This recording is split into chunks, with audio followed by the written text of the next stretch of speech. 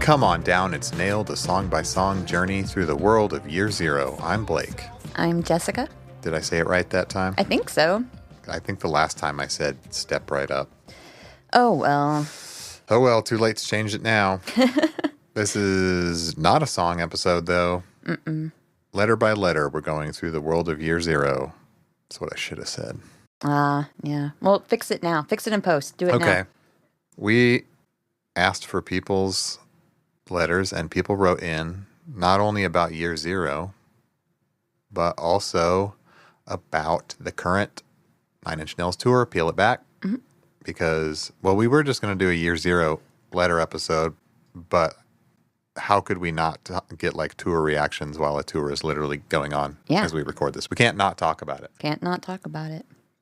And we got some good ones. Yeah. Letters and voice memos. Although people are going to think this is crazy, but I have not listened to any of the full concerts that are floating around. Oh, I'm not going to listen to the entire concert. No, I'll listen to like little snippets if people post them, but I won't listen to the whole thing because, in my opinion, there's no mystery anymore, and I want to have some surprises. I'm okay with spoiling these set lists for myself, yes, but I'm not going to spoil the sound of the whole thing. Plus, it's really just the new arrangements. Like, I'm not going to. It's not going to do it justice to hear someone's recording out in the crowd, you know? Yeah, not if you have some rude ass people around you who are just talking. We'll hear it when we get there in August. Should we do Year Zero letters first or show reaction letters? Let's do show reaction first, I think, and then we'll do Year Zero. Does that make sense to you? Yeah, if you want. Okay. Should we go to Daniel first? Yeah, let's do Daniel first, and I have it queued up right here. Okay. So it says, this is from Daniel, thank you. My reaction. Let's see, the London show. Mm-hmm. Oh, I see. Yeah, where they played at the O2 Arena, I believe. A lot of people we know were there. So I went to the London show with my girlfriend last night, and she really enjoyed it. She'd never seen Nine Inch Nails before. Humble brag. And she wasn't really familiar with them as well. But yeah, she really enjoyed it, and it was quite funny because she enjoyed it more because of the tech issues, because Trent showed off his personality more. Interesting. And spoke to the crowd, and obviously he threw his guitar up in the air and the headstock broke when it landed, and he like stamped on it as well. He was also throwing mics around. Like, he was apologetic at the end of the gig as well. It was like, sorry for the fuck ups, but he was quite funny. You know, he was very dry humoured and showed his personality off a bit more. And there was, I can't remember what song it was, but there's a really cool moment where Trent was given a handheld mic without his effects, and he was going up to like Robin, and Robin was screaming into the mic because I don't think any of the band's mics were working. And I'd never seen them interact with each other, not on recent tours anyway. And that was really cool to see Trent and Robin together, like screaming in the same mic. I thought that was sick.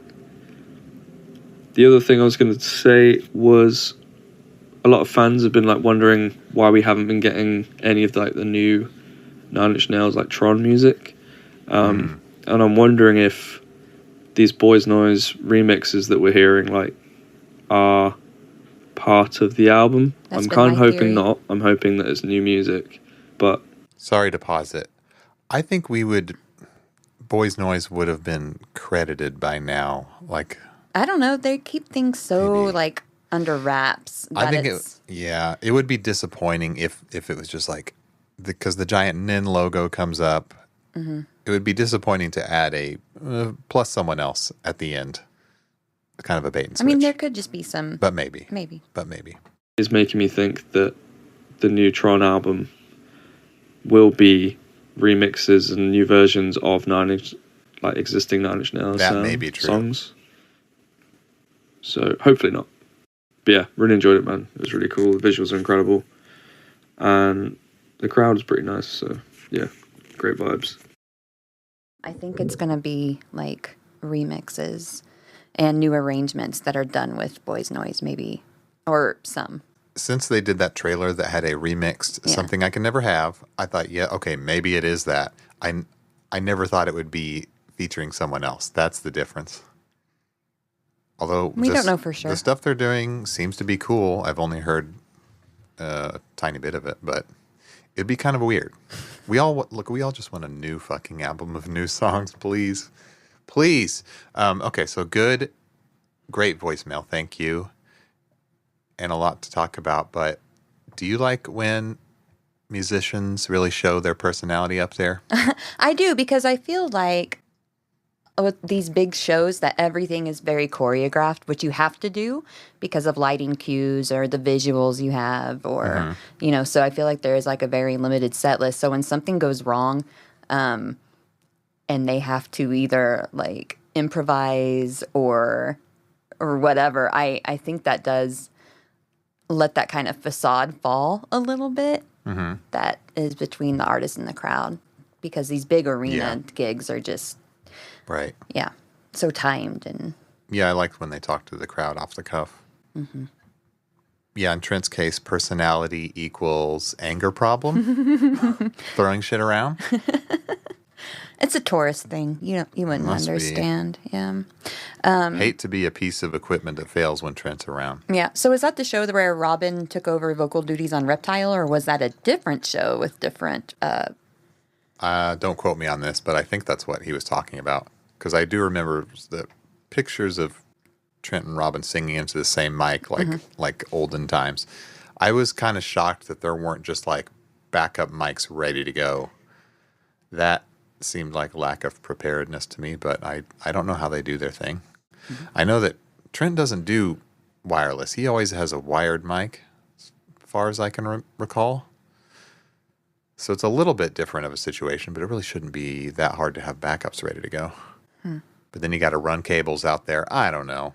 What a pain in the ass. Glad it worked out in the end. Man, you'd think we'd have better ways of doing this by now.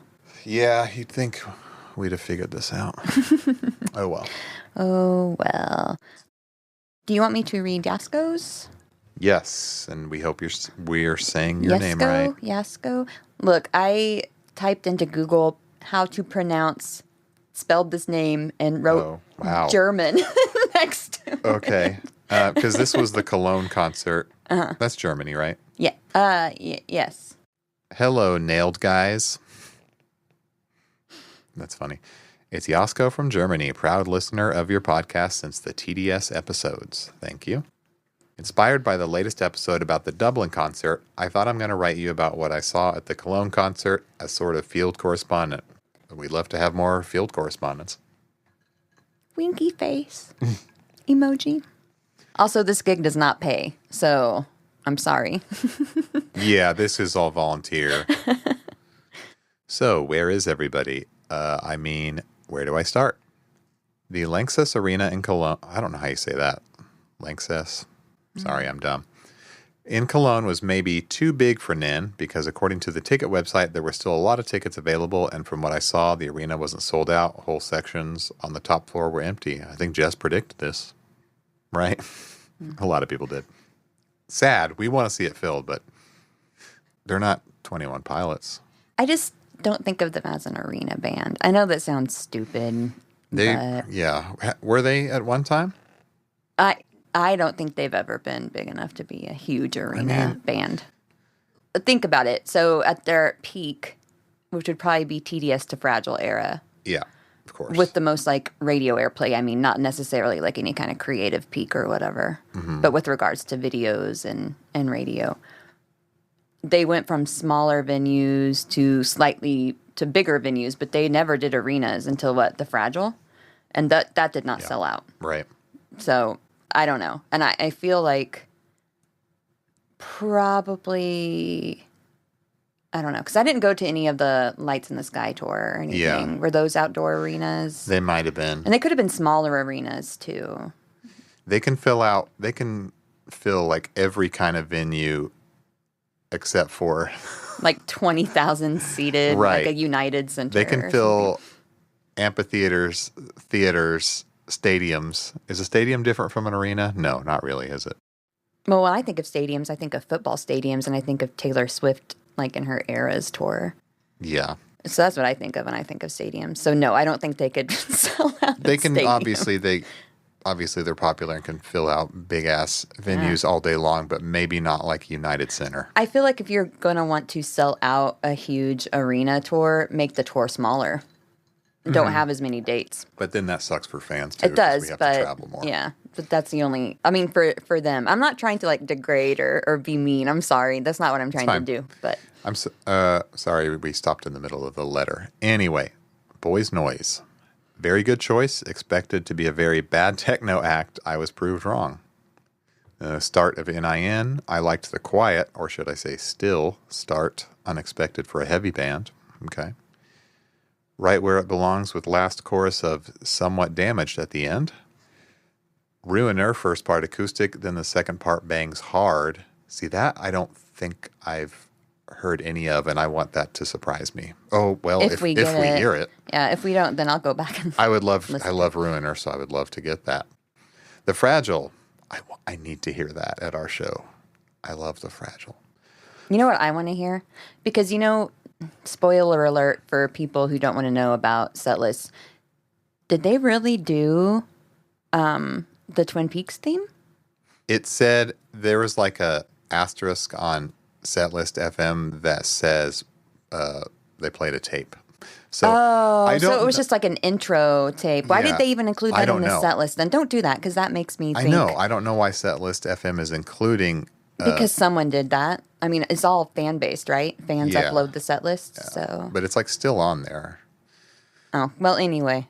Sorry. It's makes it seem intentional, so maybe that was just how they wanted to walk on. Okay, The Fragile. Fuck, how beautiful was that? Trent, I need an acoustic album or a live CD of this tour. Yeah, how about Still Part 2? And a lot of people are saying they want a live album. It's been a very, very long time. Very, very, very long time. Well, yeah, and if you include the DVD Beside You in Time, 20 years. But that's not an album. According to setlist.fm, the Piggy remix was played. That's not true. Yeah, that's kind of weird. I think they might have removed that by now. But there have been a lot of errors if you look at setlist too early on there. Transition from the B stage to the main stage with instrumental part of Eraser. Trent isn't blowing the mouthpiece. Trent is. Trent is blowing the mouthpiece in the beginning. Hey, I saw a picture of that. Would love to hear that. See that. Ilan Rubin and Robin fucking Fink on the screen. TDS era Robin Fink. My first bisexual gay celebrity crush. Okay, fair. Yeah, I thought he was hot too. By the way, where is the Fink Files Part 2? Fuck, people keep asking this. Okay, yeah. So I won't do the Fink Files Part 2 until Robin comes back to the band because I think that makes just more sense. In the chronology. In the chronology of the NAILBAG. So that would be timeline. What, in the Slip era? Yeah. Okay, well, we'll be there soon. Okay, then the next part of the set, Yasko goes on. Wish, March of the Pigs, hot take, maybe overplayed. It's played a shit ton, but I'm not going to say overplayed because I want to hear it. It's one of my favorite NEN songs. I know, I fucking love it. I need it. I crave it. I think they didn't play it on our first night, Red Rocks. Reptile, copy of A, gave up. Was never a fan of this song, but this performance changed my opinion. Okay, cool. Must have been those red and blue lights. Yeah, a lot of this is very by the numbers and in set for that section, at least. It's been the way it goes. One banger after another, and goddamn, Reptile is heavy. Mm-hmm. Yes, it is. Again to the B stage with Boys Noise. For Vessel only, and Came Back Haunted. I'm super excited for Vessel and Came Back Haunted. And to a lesser extent only. I never thought I would be excited for Came Back Haunted. But now I am because it's a new version. I like Came Back Haunted. I think it's fine. I like it a lot. I think it's fine. Whatever. I like Copy of A better. Trent, hardcore electronic album win? I mean, maybe it's coming for Tron. You never know. Back to main stage. Somewhat Damaged. Twice this evening. Was it? Well, they have the little, that is unplugged. wild. You get the little acoustic section of it up front and then the real song. That's pretty cool. Heresy, Closer with The Only Time. Interpolation. Yeah, which is the only way they do it now. Yeah. Apparently. That's how we saw it in 2022. I'm Afraid of Americans, band introduction, and a little speech about Bowie.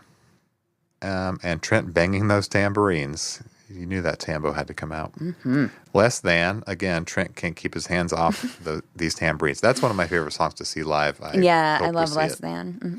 I just like the song. Head Like a Hole. No instruments were harmed during the performance. It's a rarity. And finally, Hurt. This is not what Yasko wrote, but they were doing a double H for a few shows instead of a triple H, which I think is fine. Vary it a little bit. You don't have to play Hand That Feeds every single show. Play Down in It, please. Thank you. Yeah, that was played rarely on 2022, right? Maybe only a few times and we didn't hear it. Merch. Good looking t-shirt, like the TDS theme. Sadly, nothing in my size. I'm a big boy. All right, let's get some inclusive sizing here, Nin Merchers. I mean, they might have been sold out. Maybe a bunch of big boys were ahead of them in line. Some vinyl CDs would have been nice, or at least a tour program. Or I'm adding this. How about a poster? And who the hell needs AirTag holders? Okay, listen. I don't know. Some people have ADHD and just put their keys down in random places. You need lots of AirTags for everything you own. I want one just for the novelty of it. It's bonkers. I don't remember how expensive it is, but if it's cheap, I'll get it. For my first time with NIN. Okay, this is the reactions. Fucking awesome. Some people say the concert was too short, about 90 minutes. Yeah, that is kind of short. But I think it is perfect, not too long, not too short. I think it was perfect the way it was done. Yeah, you've called this the eras, but if it was the length of eras, that's kind of too fucking long. I would totally withstand a 3-hour Nine Inch Nails show, but I don't know if the band themselves can do it. They shouldn't be expected to do such a thing. They're older men. Liked the minimalistic approach of the stage setup. Is this the reason why the tour is called Peel It Back? I think it probably is. Probably might get, yep. And now my hot take. Why changing between two stages? Stay on the B stage, just Trent, Atticus, Alessandro, Robin, and or Boys Noise. That would be crazy as fuck, and play in smaller venues. Yeah, kind of like we were saying. Mm-hmm. We want a theater club tour. Would be really hard to get tickets, though. Yeah, and really you probably have to pay like $1 zillion, so. Yeah. Would you rather they stay on one stage? You know, I really don't have a preference for that because I haven't seen it. It's a weird gimmick to go back and forth, but and it seems really hard to pull off the way they're just walking through the crowd. But I do get why they're doing it. Can't wait for the Tron soundtrack. Still waiting for the Year Zero, the Slip vinyl. We are too. Someone send us those for free. Where's Deviations Part 2? Good fucking question. I would like that for like TDS or anything. Yo Trent. Okay, this is what the writer said. Sorry. Yo Trent, please make the downward spiral deviations to the upward twist. That'd be great. Just a little pose that no one can see. Inventor of the upward twist. Thanks for making this podcast. Thank you for listening. Well, we might as well answer this now because I'll forget to later. It says a few questions for the next NAILBAG. Do you guys already know how you're going to handle the Ghosts 1 through 4 episodes? I can tell you what I would like to do.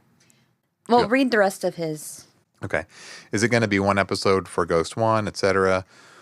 Like one episode per Ghost?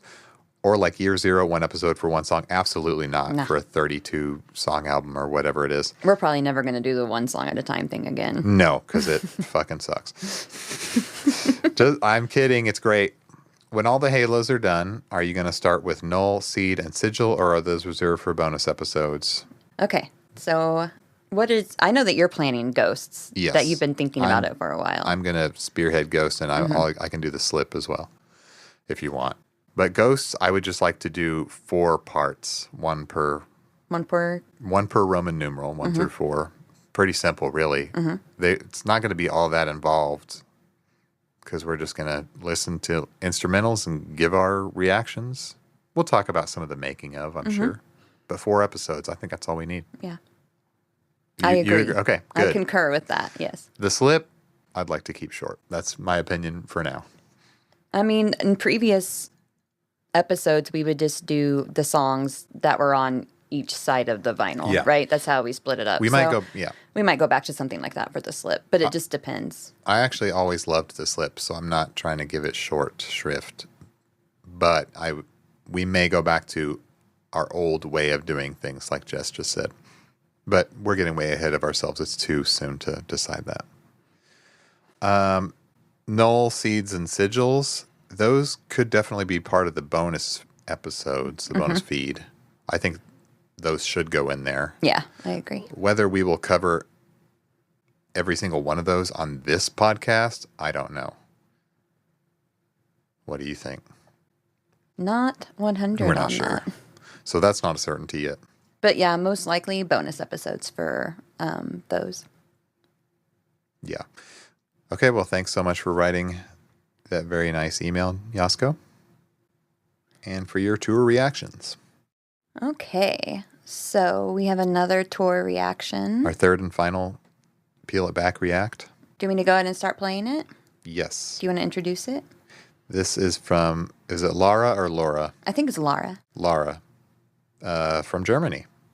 Hello, Blake and Jessica. Here is my reaction to my first Nine Inch Nails concert. Oh, it was their first one, so this is exciting. Hello, Jessica. Hello, Blake. Hello, fellow listeners.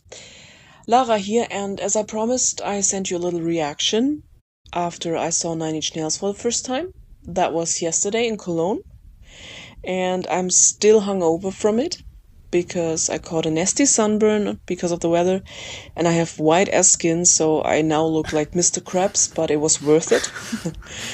And obviously, emotionally, it was extremely draining, and it was also really intense, so yeah. That still makes me feel really empty in the moment. I can say that it was for me a surprise in the beginning that they booked that arena, because that arena is 20,000 people capacity.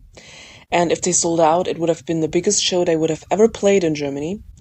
They didn't sold out completely. It was around 16,000 people, as I read. But man, that's a lot. The crowd was so loud and so intense, they made up for the 4,000 people that were too stupid to not buy tickets. Before I come to Nine Inch Nails itself, I want to say something about Boy's Noise, because I really liked what he did.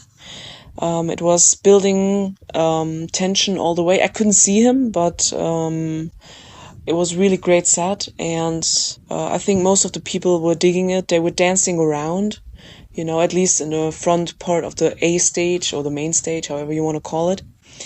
And most of the people didn't even know he was German, which kind of was a missed opportunity. Oh, yes. But they kind of asked around when he was playing a German song called Paul ist tot, which is a kind of a German punk, post-punk song, I think from the 80s. Great song, but yeah, then people understood that he's actually German. And so I have to say I really appreciated him as an opener. It was really cool, even though I also say he played for like a little bit over an hour, and at the end it felt a little bit long. So I think it would have been better if he would have had a bit of a shorter set, because I think that would have picked the intensity a little bit better than such a huge set. German Iraqi. German Iraqi. Interesting.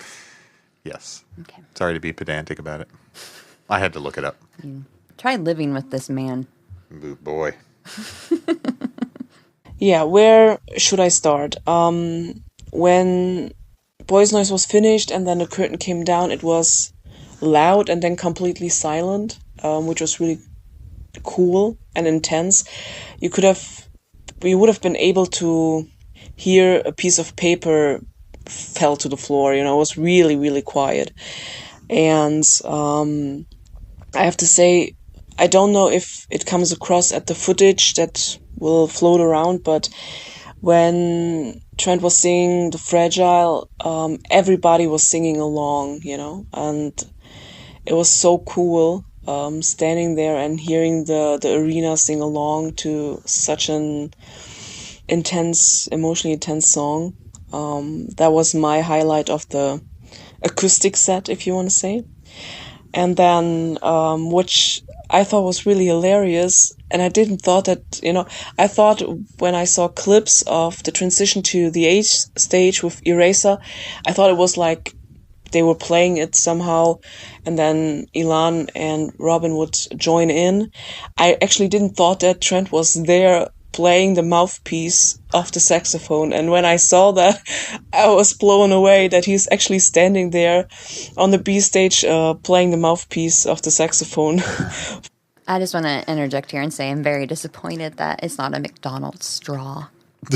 Just going to say that. As we thought it was at first. Do you remember the straws from when you were a kid, though, and how they were striped? Yeah. They were different. They don't were stripe better. them anymore? I don't know. I never go to McDonald's. I think now they're clear but striped. Oh, okay. The intro, that was really cool, actually. And when Ilan then joined in with the drums, the bass was so extremely heavy. I was standing in the second row and I could feel it. And my friend who was with me and had a seating ticket, he said you could feel it in the seats. It was so intense, but I loved it. The crowd was really wild. There was a lot of moshing going on. I have to say I had to fight most of the time to not be totally demolished, and it was actually really cool. But therefore I couldn't take a lot of pictures. I took 3 pictures and just 1 picture is somehow okay. So sorry for that there's not much outcome out of my side.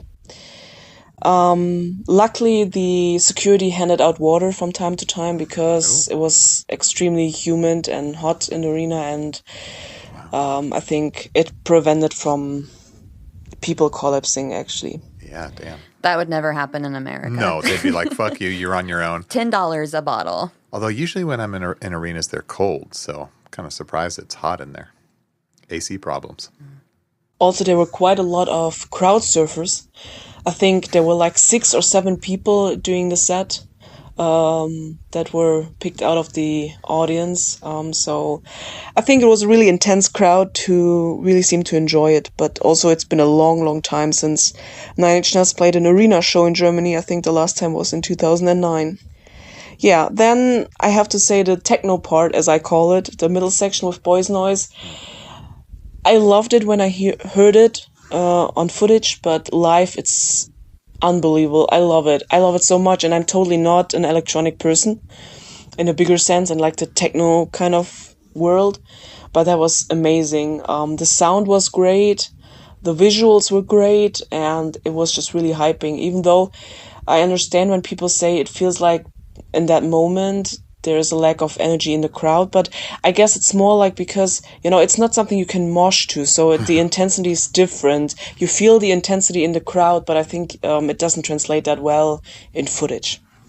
I get that. Then I have to say my personal highlight was Less Than. Of course, I hope they would play The Perfect Drug, but Less Than was really cool. I always loved that song, and obviously seeing Trent playing with the tambourine is always a highlight. And man, he's shaking not only the tambourine but also his old ass butt around a lot. So it was quite fun. To see it. And what I noticed actually was he was smiling so much.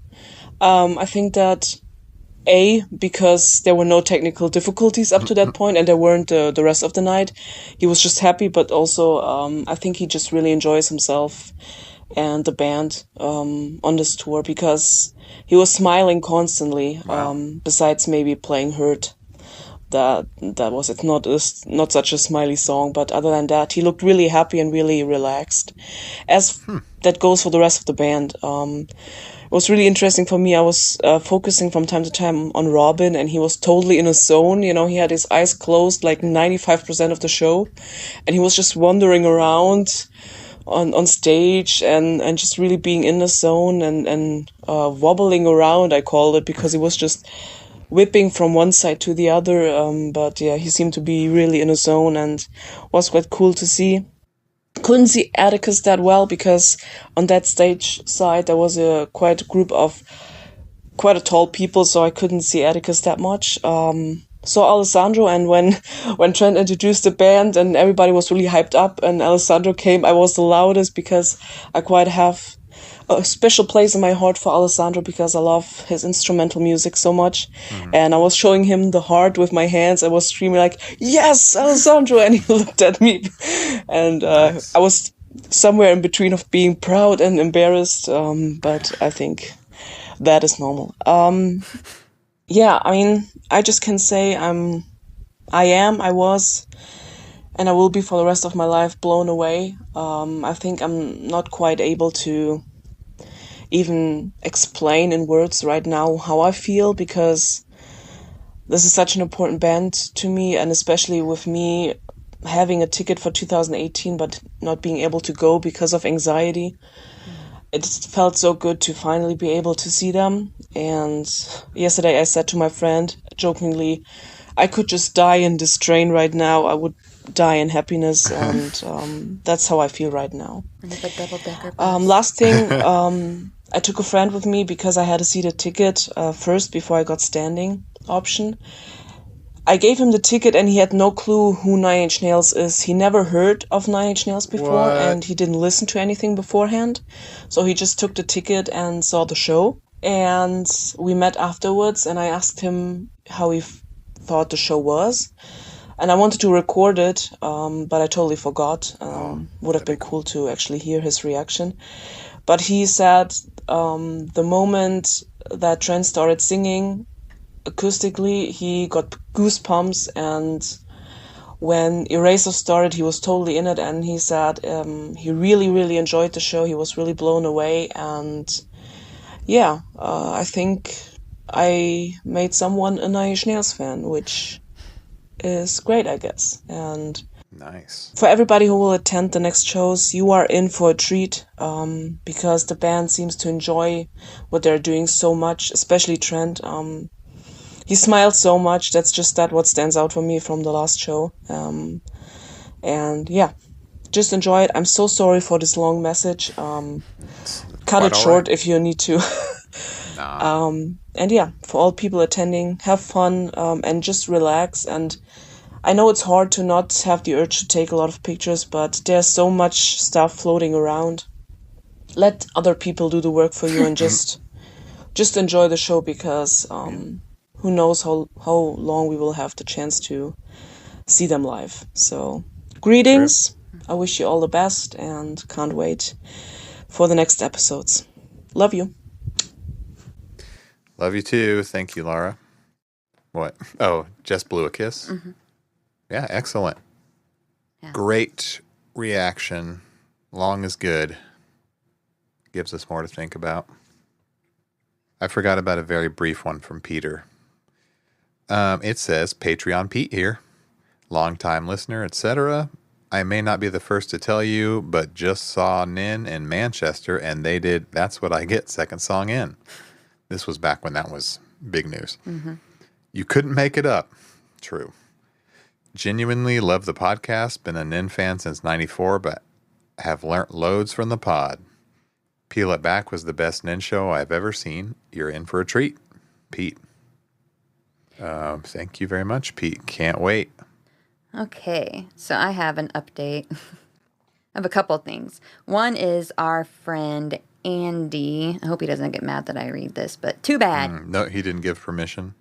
It's not like there's anything bad. No, I don't care. Read away. We know the guy. Who cares? Well, first my morning started off with him sending me a picture of himself in front of the hacienda. That's where they should have played. Oh, wait, that's not a venue It's anymore. not a venue anymore. No. Damn. And it would be probably pretty small. Tiny, comparatively. Yeah, it's apartments now, I believe. Or flats. Boo. Okay, so he sent me pictures of the venue and then where he was positioned. I think it was a newer arena that they were at. So the first thing that he sent me, really that is show related, he said there was no pre-show music, and then this song just started absolutely blasting. And it's, I don't even know, it's Our Friends Electric Chris Baja remix. He sent me a picture of like his Apple Watch because I guess he didn't know what it was. And So the Gary Newman song, I'm not familiar with the remix though. then he said, incredible stagecraft, very cool set list, truly terrible crowd. So much talking. Oh, well, you know, I heard that about these Manchester folks. Not to disparage the whole city, but I heard that they were rowdy. And then he said it wasn't safe to have my phone out up there because he was going to send me pictures and stuff because he was on the floor. But he did send me a nice picture of Trent. Very good was picture. he close? He's pretty close. Yeah, that picture looks close. That's a good shot. And he said, the lads around me yelled at each other the entire electronic set on the B stage, and due to my diminutive stature, I couldn't see it. So I didn't really get to enjoy that section. It was infuriating. And he said, the show fucking ruled. I'm just complaining. Hey, that's being old. You can go to the best show on earth and you're still going to find shit to complain about. Nah. And then he sent me a screenshot of the set list, and he said, I really dispute the label acoustic here. There was not a single acoustic instrument on the B stage. Yeah. To us, it's acoustic, okay? Acoustic spiritually, but don't expect any acoustic guitars or pianos. Yeah. Then he sent a even closer screenshot of just came back haunted with boys noise, and he said, I love this song, and the talking was so bad that I didn't realize they were playing it. Damn. I heard similar stories, and like, you should be screaming, whooping, singing. Why the fuck are you talking? I don't know. Is it related? I mean, it's one thing to just lean over to your friend and say, 9 Inch Nails. That's what I get. That's the song. But they just haven't. But maybe it's like non-fans who just wandered in by the thousands. Who just wanders in and gets floor seats? Just having unrelated conversations. I think people are just assholes. Yeah, that's what pricks. I think. The only other thing I wanted to say before we move on to some of the year zero mail is I forgot to ask Viv, who was our first correspondent, a very important question. Viv on the street. And I said that I forgot to ask about maybe the most important thing, and that was, what was your favorite part of the show? And she said, I'd have to say it was the opening, the middle stage with Trent solo on the piano and right where it belongs. I love the quiet times. That's nice. Yeah, I do too. You had to get that wrap up from her because we forgot. Yeah, it was rude of me not to ask, and I'm sorry. It's okay. So I think that's all I have before we move on to year zero. And if you want to be another correspondent, by the way, or write us a letter about anything, nailedpod@gmail.com. Let us make you a volunteer on the ground tour correspondent. Do you want to take a break and then do the year zero letters? Yeah, but it's got to be quick, though. All right. I'm going to pee. Be right back.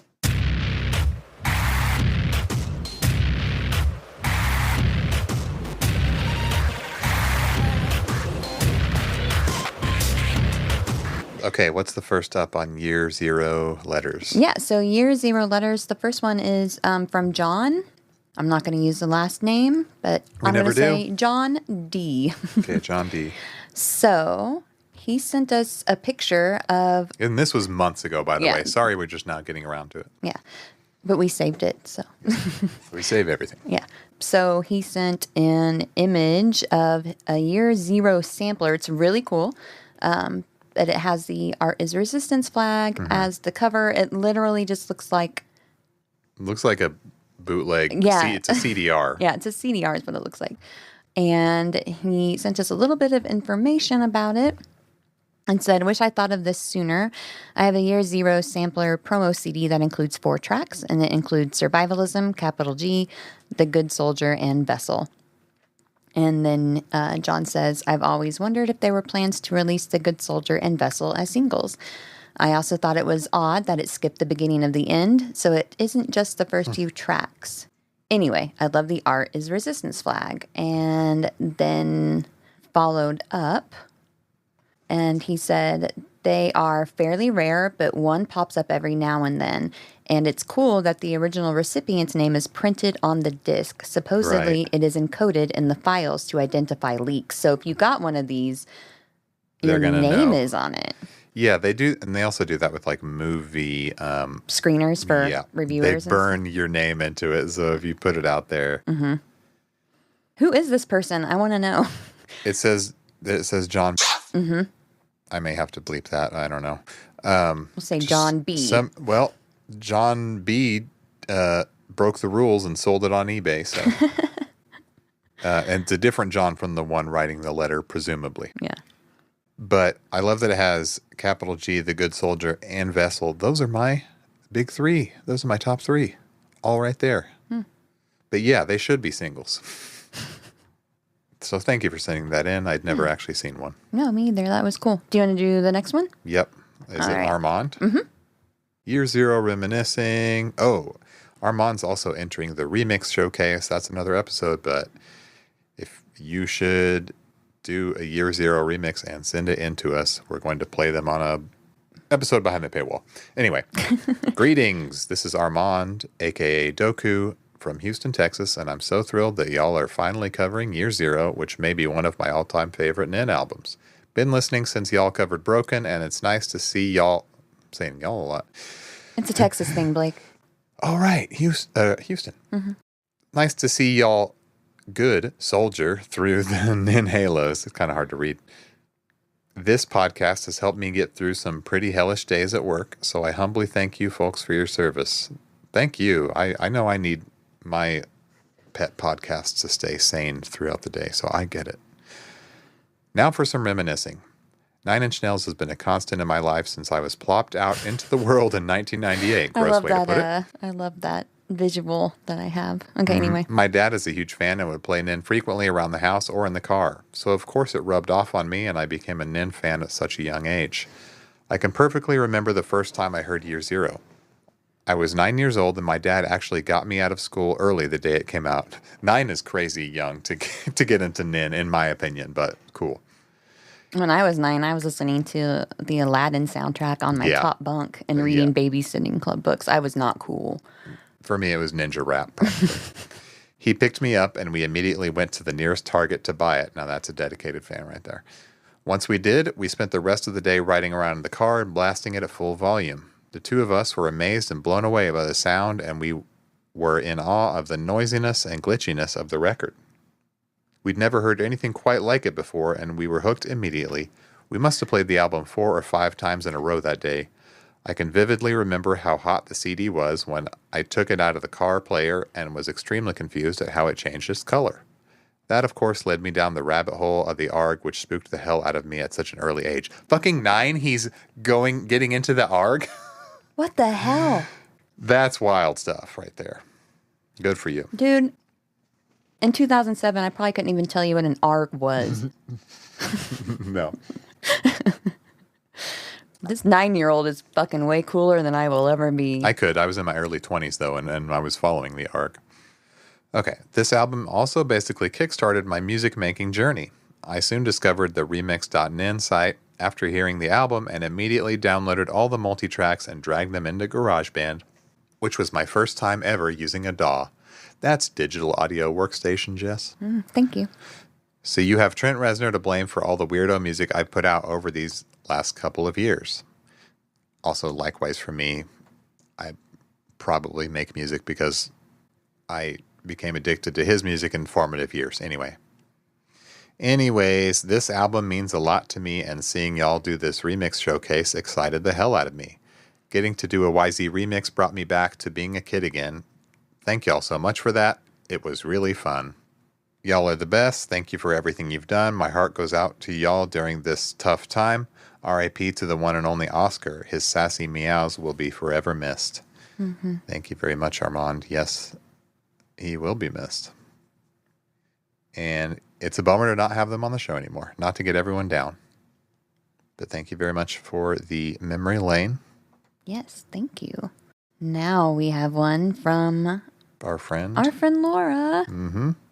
And Laura is going to be our shelter. She doesn't know that yet. But when everything goes to hell up here, we're just going to be running up to Canada. Yep. I hope you like harboring illegal aliens, Laura. You're about to get 2. Okay. Hi, Blake and Jess. Year Zero was the album that really got me into NIN. I was 14 when it was released in 2007, and I bought it alongside TDS, which is wild to think about because they are such different albums. Yes, they are. I like TDS, but I had an easier time getting into YZ. I can see that. YZ, I think, is way poppier. Yeah, but so noisy and strange. I don't have a clear timeline of when I first started listening to Nin. I know I was watching Much Music, which is the Canadian equivalent of MTV, a lot during those years, and that's how Nin got on my radar. I'm pretty sure I was already paying attention in late 2006, so I'm thinking it was the Closer video that got my attention. I definitely remember Survivalism being released. I was listening to metal at the time.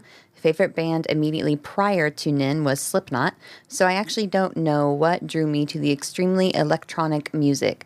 I think it might be because there's some harshness to it that resonated with me. I had a CD player clock radio, and I woke up to YZ a lot. Imagine being jolted awake by hyperpower every morning. Yeah, crazy. I remember discovering the heat sensitivity on the disc. That was cool. There we go. Anyway, my thesis statement is Year Zero is very special. It's maybe not my favorite album musically. I have to give that one to The Fragile. Hell yeah. But it's definitely the most meaningful to me. I also saw Nin for the first time on the Lights in the Sky tour in July 2008, which was incredible. Trent played a glockenspiel. Ooh, a good soldier, I bet.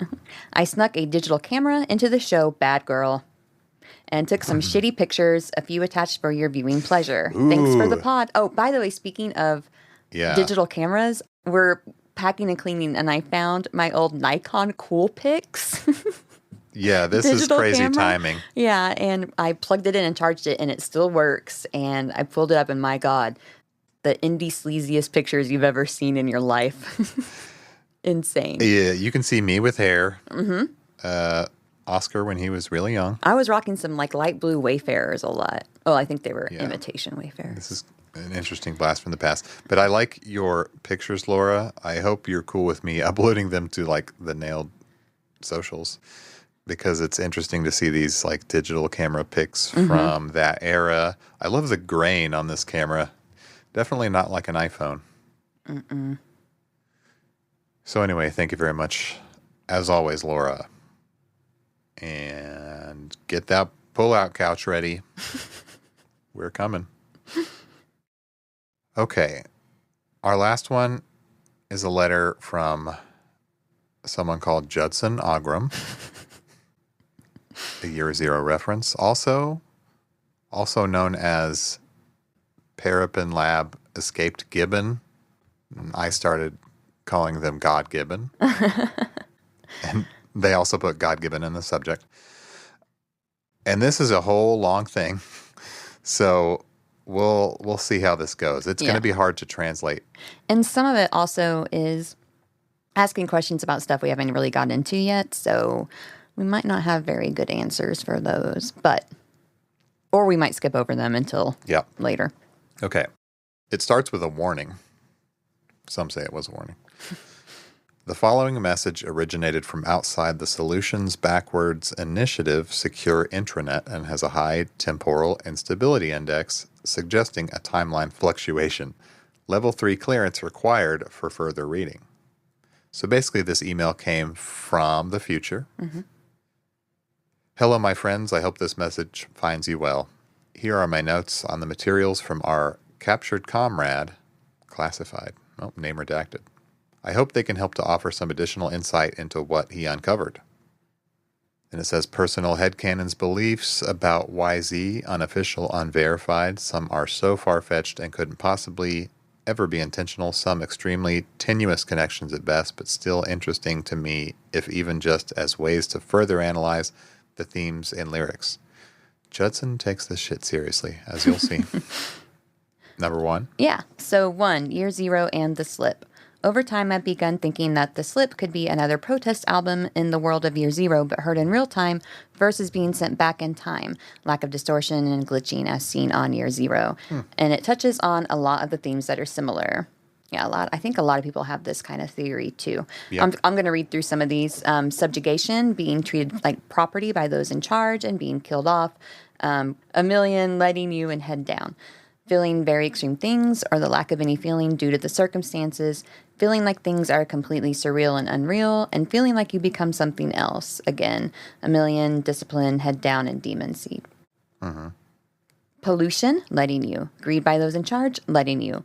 Running out of the will to fight back and possibly giving in, discipline. Destroying things and fighting back, demon seed. People with bad motives whispering to you, the greater good. To lights in the sky. Looking back at your past actions and realizing that you acted with hubris and are now going to pay the price, lights in the sky. Things in the sky, those things arriving and having it be associated with a moment of introspection and regret, lights in the sky.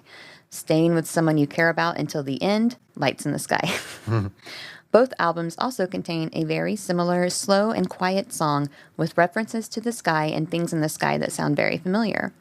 They don't refer to the presence explicitly, so maybe it's told from the perspective of someone who couldn't see the presence, but knew there was at least something going on, or the lights are bombs and the person speaking was instead a victim to one of many conflicts in that story. Also, perhaps this album is told from the perspective of someone with more to lose, and that's why it's less direct in a lot of its commentary and unwilling to directly address the presence for fear of being sent to Judson Ogrim. Whew, okay, that's a lot. Yeah. I think there is a connection between the albums, as we'll see in the artwork at the very least, but we'd be getting ahead of ourselves. We'll get there, right? Mm-hmm. We'll get to that. To be continued. And also, these are some themes that I think that Trent has been addressing throughout his entire career. Subjugation, greed. A lot of this is just Trent being Trent. Yeah. So. But no, I think there is something there. Okay. You're next. The next comparison is Year Zero and Ghosts 1 through 4. As I've listened to more of Ghosts, I've started to imagine it as God sorting through the wreckage after it, by way of the presence, wiped the earth clean as threatened in the warning. It's reliving the lives of everyone to learn what went wrong and why. I never thought about searching for deeper meaning in Ghosts, but maybe I should have been. Okay, I'll go to the next one. Year Zero and the Downward Spiral, The Fragile and Pretty Hate Machine. Maybe TDS and The Fragile are post-cataclysm. Dystopian themes, religion being fake and hollow is referenced a lot, mourning and loss, desperation, trauma, more references to God and corruption and societal pressure, God reaching down in the wretched. And perhaps PHM is someone renouncing their religion in the lead up to YZ once they see what it's being weaponized into. Lots of very critical lyrics toward religion and being let down by it, along with reference to greed and corruption. Fair points. Well, I think that saying PHM is part of Year Zero is kind of a stretch. Yes. As they said before, because I don't think that this was planned that far in advance at all. I just think that there are themes that Trent explores over and over again in his music, like most artists do. So you can easily make that connection, or it's just that thing of when you're looking for ways to connect things, you'll find them. And we see that with like QAnon and conspiracy theories in general. So, not calling you QAnon. Oh, no, sorry. That's not at all what I'm saying. You're just a really big fan, and so it's understandable. We all go down these rabbit holes. Questions. Do you want me to read the first one? Sure. Okay. Do you think the presence is God reaching down? I'm going to read the rest of this question, and then we'll talk about it. I've heard a lot of speculation that it's actually aliens, but personally, this kind of cheapens and ruins the YZ concept for me and the significance and creepiness of the presence. It also makes it feel like yet another faction to be suspicious of in the story, and that would just be way too many if you're asking me. Too many factions. Just exerting their will over everyone else versus divine retribution for what we've done from a completely separate place/being that is omnipotent. Go ahead. Sorry, I was thinking about the Friends joke with Joey. Every time I see omnipotent, I think of that. I don't know that joke. Well, I feel sad for you. Joey, omnipotent. You are? Which is part of why that aspect of YZ is so impactful and scary and emotional to me. Parts where there are reference to all of our eyes and it referring to itself as we are definitely things that make the alien angle look possible, but I interpret this as maybe many destroying angels / angels of punishment / messengers of death, etc. And there's a link to the destroying angel Wikipedia. From the Bible? Being sent to take us out and speaking to us, or possibly God, is really a multitude of otherworldly and divine beings all thinking as one, which to me is an interesting idea and kind of ups the creepiness factor of the idea of a higher power. Yeah. Do you think the presence is God reaching down? I maybe think of it as somewhere between God and aliens. I don't like either of those as an absolute, but I like something maybe more ambiguous between the two. Do you think it's a mass delusion because of all the drugs and things in this world that are going on? Possibly, but they also hinted at you don't need drugs to see it. Mm-hmm. And a bunch of people saw it. Yeah, or maybe some type of alien or extra dimensional presence that is so powerful to us it just seems godlike. So it might as well be a godlike being. Mm-hmm. But yeah, I agree. The creepiness stays intact if you keep it more mysterious. So I do like that. That's true. I never thought it was a reference to the song "The Wretched." A lot of people say that, but that just never. I just never assumed that, even though they're similar. The lyrics seem to describe it. Yeah, the lyrics basically describe what the presence is doing. I don't know that there's a major connection there, intentionally, at least. There's a question about ad violence. Let's put a pin in that for now. Okay. So we'll come back to that later. There's going to be more alternate reality game later on. Okay. What's your favorite aspect of the story and vibe of Year Zero? I think it's people grappling with the choices they've made and how we've got to where we are, I guess. Does that make sense? Yeah, like, oh no, not the consequences of my actions. Well. Yeah. I think that's cool. I don't know. I like all the drug stuff. Yeah. And not that's because a lot of I'm a druggie. That's not true. I'm completely sober right now. But I do think I've always liked dystopian stories where there's like mind control with drugs. I'm thinking of like, I believe it was Brave New World. And I just like picking out all the dystopian elements in this that you can find in other works. And I think it's just really smart how you put it all together in this way. Now it just seems so bleak and dark in contrast to what's going on now in our real world that it's hard for me to think of things I like about the story. It's just all so bleak. It is really bleak. But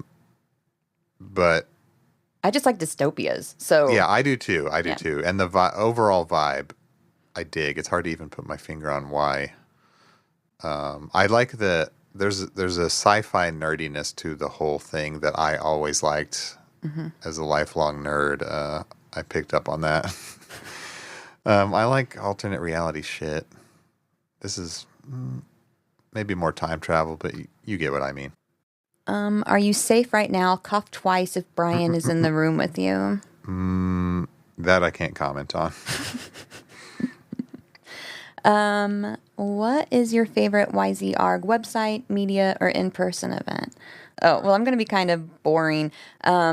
So I think for websites, I like Another Version of the Truth. I think that's interesting imagery. Yeah, where you wipe away like this beautiful, right. farmland, middle America image, and it's just like a desolate, burned down hellscape. Okay. Media, I like the physical media of the album and how it, changes color after you play the CD and it gets warm. I think that's just a really cool thing. I've never heard of any other artists doing that. I'm sure maybe some have. I don't know. I also like the murals. I think those are really cool. Yeah. And it just shows how into this ARG everyone was. Like putting murals up is really cool. In-person event is going to be the end. Yeah, that's the big one. Yeah. Yeah, that's obviously the open source resistance meeting at the end of the ARG obviously stands out just because it's so fucking insane. And if you were there, we still have to talk to you. So get in touch. Yes, please. We need witnesses. Surely. No one out there who was there is talking about it anymore. Yeah, I mean, you just got like a super secret concert, and then you're not going to talk about it. And more so than the websites, I just love the fact that USB sticks were left out there in the world. And I love that they were unlabeled and people just stuck them in their computers. Because all of that, like, what if no one picked it up and no one put it in a computer? Yeah. Like, it could have been ignored. So it was all a big gamble. But I mean, someone could have picked it up and just turned it into like the lost and found at the venue. someone left their USB drive. I found this by the urinal. Back then, they were more expensive. That's true. Would you be interested to hear what YZ sounded like before it was sent back in time? Personally, I feel like it's impossible to have it be the work of art it is without all the glitches and distortion. And from a very practical perspective, Trent created the album with that as an aspect right along. So I don't think a clean version of it would really be all that compelling, since the glitches and distortions make up such integral and classic parts of so many tracks. But interesting to think about. No, I don't want to hear a clean version. I love those glitches and distortion, and that's what makes this album for me. It is integral. It is That's a hard. Why is that word It's so? integral. Yes, to it. It's part of it. But I almost would want to hear the clean version just as an experiment, because I think that would be interesting. But I don't know. That might be boring. Well, then I think like all the cool outros would be ruined. Yeah, like Great Destroyer would just be quiet or something. Yeah, Be a short song. Yeah. But that's cool to think about, yes. Yeah. YZ is very near and dear to my heart and has truly opened my eyes to the dangers of the ways of thinking that it warned us about. And you need only watch the news to see just how prescient it was. Truly. We know that. It has inspired me to look around and learn, educate myself on fascism and extreme polarization and demonization of innocent people and groups and how it can be fought. Learn the tactics used to divide and subjugate so they can be called out and exposed, and given me the small mercy of being able to lift my head above the mayhem and chaos, if even just for a quick breath, to see that it's all just a game to keep us distracted and fighting one another so we don't realize how much we're being sold out behind closed doors. Although I'm not sure they're really trying to hide it anymore. Love, Parapin Testing Gibbon, number 187262A. Oh, I'm glad they it's have from a number. Yeah, I'm glad it's from 262A because I hate 262B. Yeah, fuck them. All my homies hate 262B. I need to look up this number now because maybe that's a clue to something. So I'll look into that later. Look into it. What is Interesting. it? Did it bring you somewhere?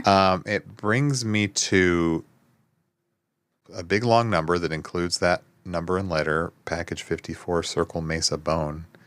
What the hell is this? Durable circle. What's Mesa Bone? It's some product that's being sold on a website, but I don't know what it is. It's something for industrial restroom environments. This might be a $6,000 toilet. I wish there was a picture of it. So there's something to that. To be continued. It's the product model number of $6,000 restroom equipment. Okay. Thank you for that whole thing. Yeah, that was a really fun letter. Some of it maybe we'll get to later. And thanks everyone for tuning in. And sorry that it's not a episode about a song. That's coming next week. Yeah. While we're in the middle of moving, it's very hard to do our song research and get one of those episodes together. We had it was easier for us to do a letters thing first.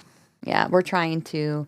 I think we're about to wrap up the hardest stuff in packing. So, packing is a pain in the ass. Yeah, it makes me just want to burn all my possessions. Like, why do I have this shit? It's ridiculous. I'm done. Fucking done. Anyway, thank you. The next one is My Violent Heart. That's right. The first song. I think we already said all this at the end of Capital G, but yeah, stay tuned. Never played live, right? Never fucking played live. Crazy. Even though it was the first song ever heard from Year Zero. The USB song. Maybe we'll get it this year. Maybe. I would love to be that show. Maybe in St. Paul. That would be awesome. Okay. Anybody out there going to Minnesota show, hit us up. Maybe. Yeah, let's all go get pizza or some shit before. Speaking of pizza, we really have to go and get food now before it sells out. It's a long story. Yeah, listen. It's vegan cashew chicken. Okay, we got to get it. We got to go. Got to line up. Only in Springfield, Mo, baby.